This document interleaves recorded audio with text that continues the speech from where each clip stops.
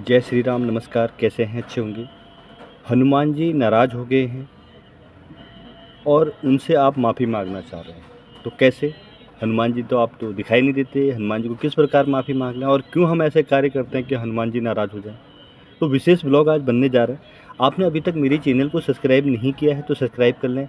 जीवन में जब भी आपकी बाधाएं आती हैं, कष्ट आते हैं, वही कष्टों का जो नाश है वो हनुमान जी ही करते हैं। फिर हम क्यों हनुमान जी को अप्रसन्न करें? उन्हें प्रसन्न करने के लिए हमें क्या करना चाहिए? और जब वो हमारे से दूर हो गए हैं, हमारे से अप्रसन्न हैं, उन्हें खुश करने के लिए हमें क्या करना चाहिए? विशेष ब्लॉग है, ध्यानपूर्वक सुनें, ज़्यादा से ज़्यादा शेयर करें। हनुमान जी के भक्त हैं तो हनुमान चालीसा का पाठ करें और कभी भी ऐसे कार्य ना करें जिससे हनुमान जी अप्रसन्न हो। आप अपनी गलती के लिए पछताते हैं कि मैंने तो आज मंगलवार का दिन था, जो है मांस और मदिरा का ग्रहण कर लिया है, मांस मदिरा अपने सेवन कर लिया है, तो अब मैं कैसे हनुमान जी से माफ़ी मांगूं? तो पहले तो मैं आपको बता दूं, आप जब भी मंगलवार हो या शनिवार हो, इन चीज़ों से विशेष तौर आपको दूर रहना है और दूर नहीं, बहुत दूर रहना है। बोलते हैं कि कलम की एक बार लिख दी गई तो वो मिटता नहीं है, तो ऐसे ही हनुमान जी का भी है। आपने एक बार गलती कर दी तो वह गलती तो गलती है, मगर हनुमान जी बड़े दयालु हैं। कलम की तो लिखावट हम नहीं मिटा सकते, मगर हनुमान जी अपने भक्तों की रक्षा करते हैं, वह उनकी गलतियां माफ़ कर देते हैं। मगर जाने अनजाने आप कोई ऐसी गलती कर रहे हैं मंगलवार के दिन, शनिवार के दिन मांस और मदिरा का उपयोग कर रहे हैं, तो बिल्कुल भी ना करें। और इसके लिए आपको गलती का एहसास आपको दिलाना चाह रहे हैं कि आप गलती कर रहे हैं, तो अगले मंगलवार, इस मंगलवार आपने गलती कर दी तो हनुमान चालीसा का पाठ करें और उसी दिन सुंदरकांड का आपको पाठ करना चाहिए, मंगलवार के दिन ही। इस मंगलवार आपने गलती की है, पश्चाताप हुआ है, हनुमान जी आपको सपने में दिखाई दे रहे हैं कि तूने गलत किया है, तो अगले मंगलवार आपको हनुमान चालीसा का तो पाठ करना ही करना है। एक छोटा सा सुंदरकांड का पाठ अपने घर में ज़रूर कराएं। जो भी बोलें कि जो भी मेरे से गलती होगी उसके लिए क्षमा चाहते हैं।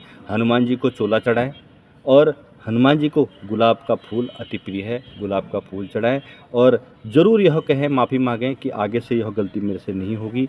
उनके आगे ऐसे गिड़गिड़ाएं जैसे कि एक भक्त और एक भगवान। आप समझ रहे हैं बात को? इस तरह आप करते हैं तो हनुमान जी प्रसन्न होंगे। दूसरी बात मैं आपको बता दूं, कभी भी आप गलत कार्य कर रहे हैं, मंगलवार के दिन कोई भी ऐसा कार्य ना करें जो हनुमान जी को ठेस पहुंचाए, और वह ठेस आपको पहुंचेगी, क्योंकि हनुमान जी नाराज़ हो जाएंगे तो आपके लिए बहुत बड़ी दुविधा का कारण बन जाएगा। तो इन बातों का आपको विशेष तौर पर ध्यान रखना है।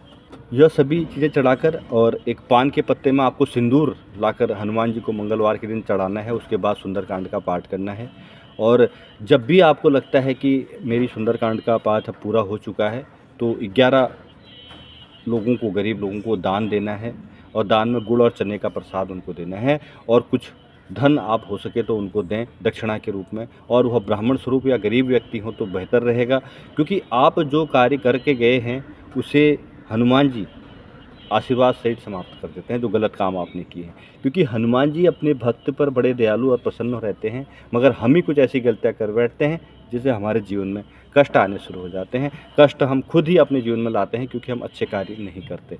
तो इस बात का आपको ध्यान रखना होगा। आप इसके बाद आपको प्रभु श्री राम का 108 बार रुद्राक्ष की एक माला ले लें।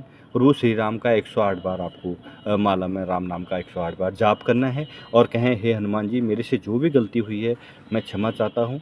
और आपको सपने में हनुमान जी फिर दिखाई देते हैं, मंगलवार को आशीर्वाद दे रहे हैं, तो समझो कि आपकी जो आपने जो गलत कार्य किए उन्होंने जो है सब मिटा दिए हैं, आपको आशीर्वाद दे दिया है। मगर भूल से भी आगे ऐसा कार्य ना करें जिससे आपके कारोबार पर भी नुकसान हो सकता है, आपके परिवार पर भी नुकसान हो सकता है, धन हानि हो सकती है, जन हानि हो सकती है, बहुत कुछ हो सकता है आपके साथ।